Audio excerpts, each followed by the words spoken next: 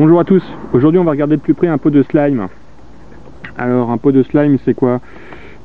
Pour ceux qui ne s'en rappelleraient pas ou pour ceux qui ne l'ont pas connu, c'est un liquide assez visqueux qui est censé engluer les maîtres de l'univers. Donc ce pot de slime il était fourni avec le slime pit, un petit set de la Horde qui engluait donc les maîtres de l'univers. On voit ici l'échantillon gratuit peut être vendu.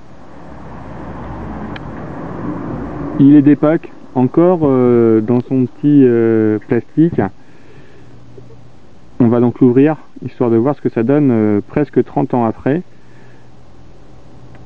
voir dans quel état peut être le produit à l'intérieur. Alors oui, certains vont encore crier au scandale, au toyicide, mais c'est le principe du blog. On teste, on regarde comment c'est fait, on regarde comment ça marche, donc on va y aller.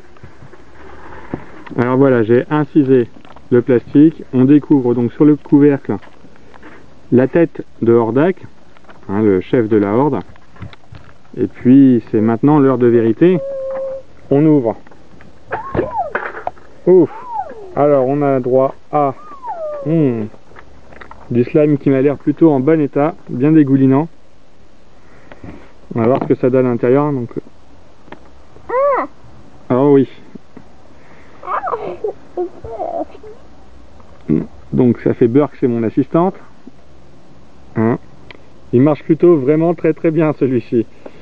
Donc le principe a déjà été repris donc chez d'autres fabricants, chez Kenner pour la gamme Ghostbusters et puis Playmates pour les Tortues Ninja.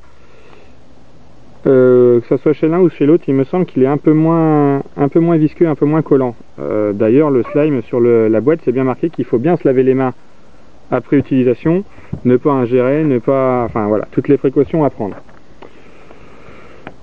Donc si on le laisse un peu couler, voilà, ça marche vraiment bien, pas de problème. Il est bien dégoulinant, bien gluant, même après 30 ans. Voilà, et après pour le récupérer, on y va comme on peut, on remet dans le pot. Ça marche plutôt bien, donc si vous avez l'occasion d'en trouver, faut savoir que même après l'âge, normalement, il n'y a pas de problème avec, ça marche toujours.